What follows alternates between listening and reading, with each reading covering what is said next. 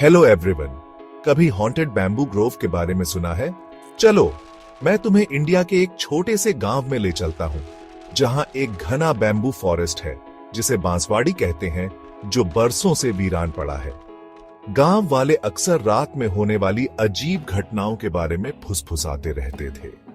उनका मानना था कि वहां एक आत्मा रहती है जो अंधेरे में बांस की झाड़ियों में छिपी रहती है। एक दिन अमन नाम का एक जवान लड़का गांव में आया। अमन बहादुर और जिज्ञासु था। उसने बांसवाड़ी में होने वाली भयानक घटनाओं के बारे में सुना था और उसने फैसला किया कि वह खुद इस रहस्य का पता लगाएगा। एक रात जब चांद आधा छुपा हुआ था, अमन बांसवाड़ी की ओर निकल पड़ा।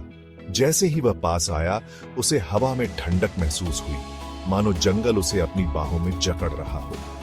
पतली लचीली बांस की शाखाएं हिंसक रूप से लहरा रही थीं, मानो वे कुछ बताने की कोशिश कर रही हो। वह सावधानी से आगे बढ़ा, जंगल में और गहराई तक जाता रहा। अचानक उसे एक धीमी आवाज सुनाई दी, जैसे कोई रो रहा हो। वह मुड़ा पर उसे कुछ दिखाई नहीं दिया। उसने सोचा कि यह सिर्फ उसकी कल्पना है, लेकिन आवाज तेज होती गई। यह करीब आ रही थी, जैसे कोई उसके बगल में खड़ा होकर फुसफुसा रहा हो, मुझे जाने दो, मुझे जाने दो।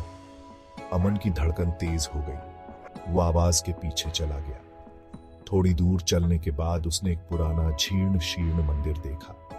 वो रुका और अंदर एक धुंधली सी आकृति खड़ी दिखाई दी।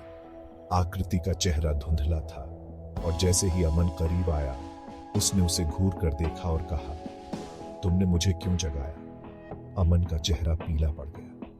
फिर भी भागने के बजाय उसने अपने डर का सामना करने का फैसला किया और करीब चला गया। लेकिन जैसे ही वह पास पहुंचा, हवा का एक तेज झोंका आया और आकृति एक भयानक चीख निकालते हुए हवा में गायब हो गई। चीख से अमन को देखकर उसने देखा कि मंदिर का दरवाजा